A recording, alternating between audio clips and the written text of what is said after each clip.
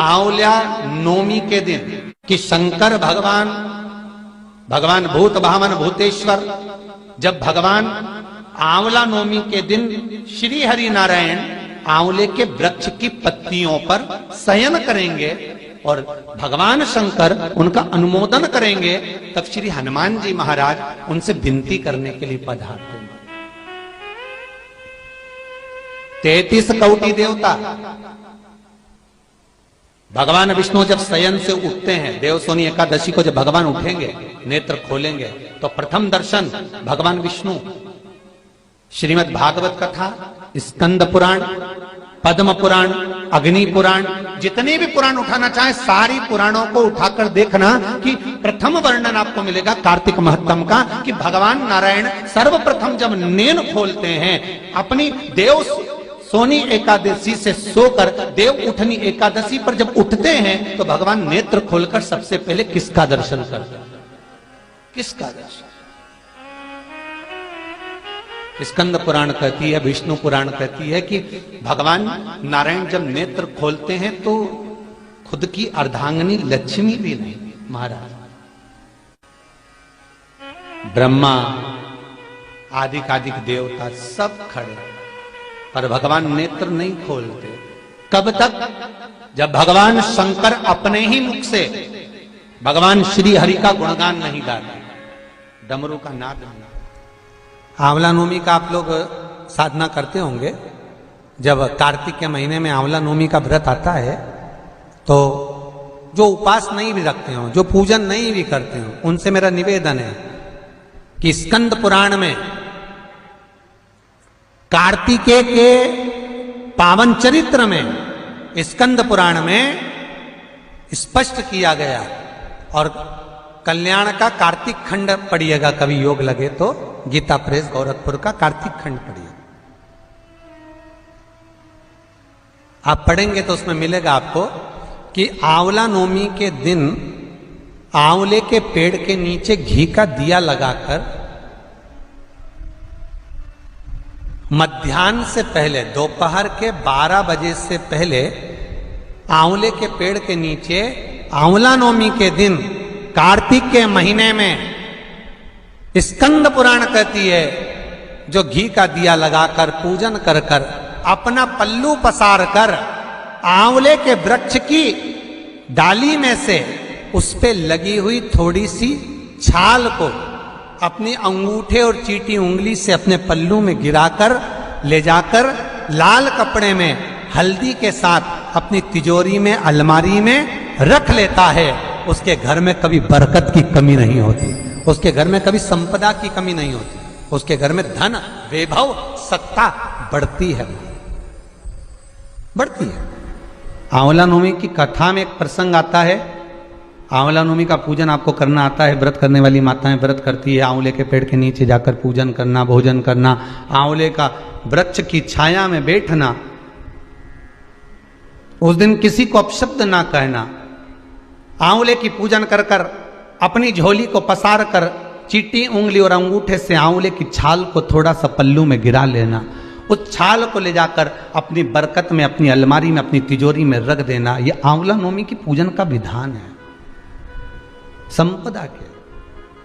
एक बहुत अच्छा समय रात्रि के 9:15 का एक समय होता है, जिस व्यक्ति का रोग, बीमारी समाप्त नहीं हो रही हो, हॉस्पिटल में पड़ा हुआ है, कोई बहुत भारी बीमारी में ग्रसित है, छूट ही नहीं पा रहा, तो रात्रि को 9:15 पर किसी भी दिन शंकर भगवान के शिवलिंग का, जो तुम्हारे घर में शंकर जी विराजमान हो उसका, या शंकर जी के मंदिर में जाकर शंकर जी का थोड़ा सा जल, उसमें थोड़ा सा आंवला पड़ा हुआ, मतलब आंवले के पानी से शंकर का अभिषेक पूजन कर लीजिए।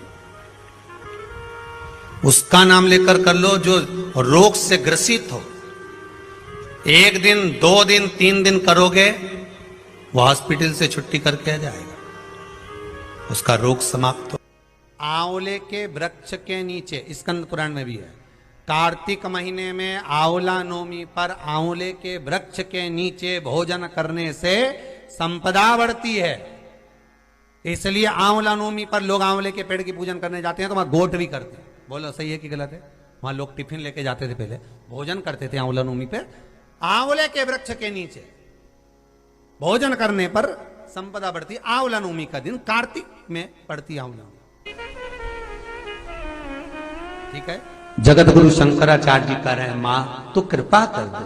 मां कहती है इसने कभी दान नहीं करा, पुण्य नहीं करा, सत्कर्म नहीं करा, तुम्हें कैसे दान दो? दान का फल दान।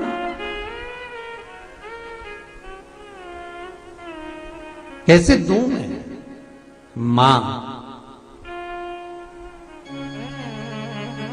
पूर्व में मान लो इसने जितने जन्म लिए उस जन्म में अगर कोई दान नहीं दिया तो आज आंवला नवमी के दिन आज तो दान दिया है। लक्ष्मी जी बोलती है जो अभी करेगा इसका फल तो बाद में मिलेगा। जगत गुरु शंकराचार्य जी कहते हैं, मां मैं आपसे केवल इतना सा मांगना चाहता हूं, इस कली काल में आप मुझे वर दे दो कि एक दिन ऐसा हो आंवला नवमी का जिस दिन जो दिया जाता है उसका फल जीते जी ही मिल जाए। बस इतनी कृपा कर। जगत गुरु शंकराचार्य जी के शब्द देखिए। गौदान करा उसका फल बाद में मिलेगा, कुछ दान करा उसका फल बाद में, पर आंवला नवमी के दिन अगर आपने कुछ दान दिया है, आंवला नवमी के दिन अगर आपने दान किया है, उसका फल जगत गुरु शंकराचार्य जी माता लक्ष्मी से कहते आज की आज मिलना चाहिए। उसका फल हमें इसी पृथ्वी पर रहते रहते इस साह शरीर में मिलना चाहिए। के महीने में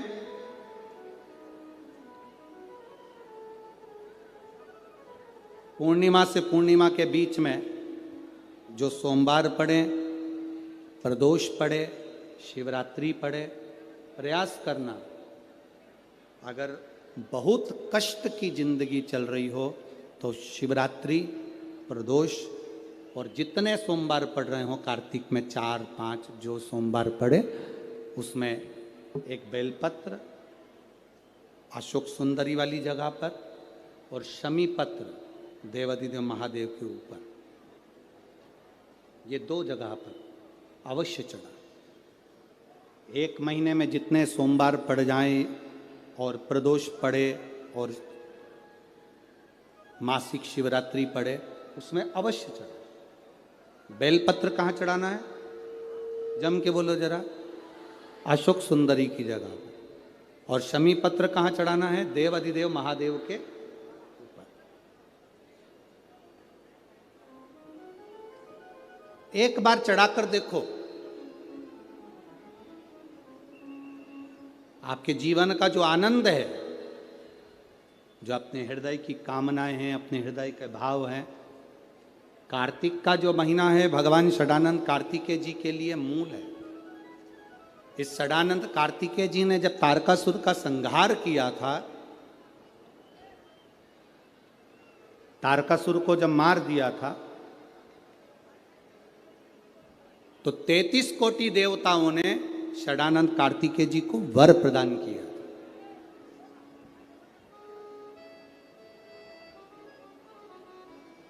कार्तिकेय जी को वर प्राप्त हुआ।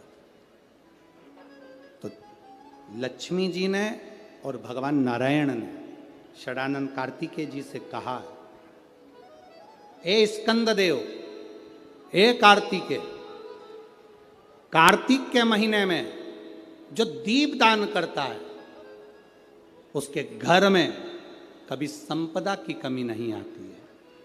कार्तिक महीने के दीपदान की महत्वता जैसे ही लक्ष्मी और नारायण ने कही तब ब्रह्मदेव प्रकट हुए और देवाधिदेव महादेव प्रकट हुए माँ पार्वती के साथ में, और ब्रह्मा जी प्रकट हुए माँ ब्रह्माणी के साथ में।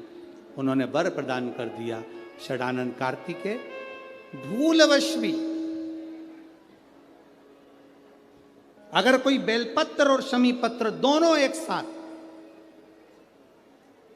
आपकी बहन अशोक सुंदरी और आपके पिता देवाधिदेव महादेव को शमी पत्र जो समर्पित कर देगा, षडानंद कार्तिकेय इस कार्तिक के महीने में देवाधिदेव महादेव कहते हैं उसके यहां कुबेर का भंडार शिव भर देते हैं।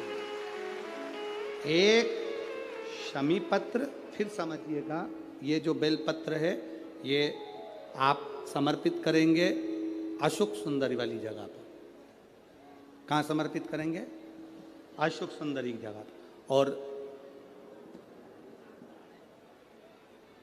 शमी पत्र आप समर्पित करेंगे देवाधिदेव महादेव के ऊपर। बस इसमें एक चीज का स्मरण अपने को करना है, जब अपन अशोक सुंदरी की जगह पर बेलपत्र चढ़ाएंगे तो ये डंडी का जो मुख है ये महादेव के जो खाली स्थान है, खाली वाली जगह उसे ओर होगा। शमी पत्र की जो डंडी का मुख है इसी की ओर, जिस ओर तुमने बेलपत्र चढ़ाया है उसी ओर शमी पत्र की भी डंडी का मुख उसी ओर होगा। जहां पर आप बेलपत्र की डंडी का मुख रख रहे हैं उसी ओर शमी पत्र की डंडी का भी मुख उसी ओर होगा।